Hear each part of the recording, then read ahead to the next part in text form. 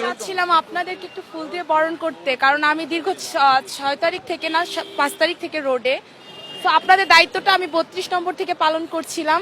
So আমার ইচ্ছা হলো যে আমি আপনাদের সবাইকে একটু ফুল দিয়ে বরণ করতে চাই। আমরা তো বাচ্চা, আমাদের বয়স অনেক ছোট, প্রবলেম ফেস করতে হয়েছে বলতে আমি কোনো কিছু বুঝাবো না। আমরা অনেক আনন্দ করেছি রোডে এসে, একটু বকা শুনেছি, মানুষ চলাচলে আমাদের উপর একটু বিরক্ত বোধ করেছেন, বা তাদেরকে আমরা গাড়ি দাঁড় করালে কাগজপত্র দেখতে চাইলে তারা আমাদের প্রতি একটু ক্ষোভ প্রকাশ করেছেন। তবে সবকিছু মিলিয়ে আমি সবার কাছে সরি প্রকাশ করব যে আমরা তো বাচ্চা, সবার ঘরেই তো ছেলে মেয়ে আছেন। তবে পুলিশের দায়িত্বটা আমরা যে 4-5 দিন পালন করেছি, এটা অনেক বড় একটা দায়িত্ব ছিল আমাদের মাথার উপরে।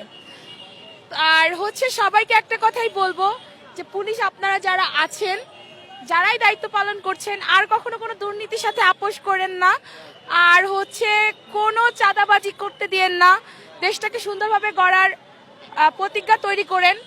আর যারা ট্রাফিক সিগন্যাল মানতে চাচ্ছেন না, তাদেরকে সুন্দরভাবে শিখিয়ে দিবেন। আপনাদের সুন্দর ব্যবহারই তাদেরকে একটা সুন্দর সংস্কারের পথে নিয়ে আসবে। তো আমি আপনাদের কাছে একটা জিনিসই চাইবো, দেশটাকে আপনারাও আমাদের সাথে সুন্দর সংস্কারে নিয়ে আসেন।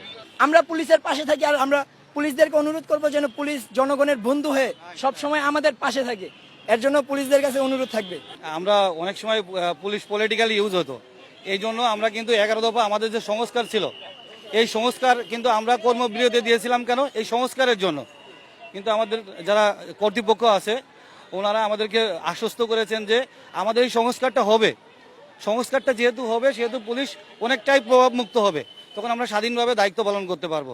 আশা করি ওনার যে বক্তব্য ছিল এটার সাথে আমরাও একমত। আশা করি আরও বেটার সেবা দিতে পারবে পুলিশ, নতুন উদ্যমে শুরু করতে পারবে পুলিশ। চাঁদাবাজি হতো এটা বিষয় না, এটার সাথে শুধু পুলিশ জড়িত না, এটা আরও অন্যান্য দলীয় ফ্যাক্টরসগুলো ছিল, তারা পুলিশকে প্রভাবিত করত।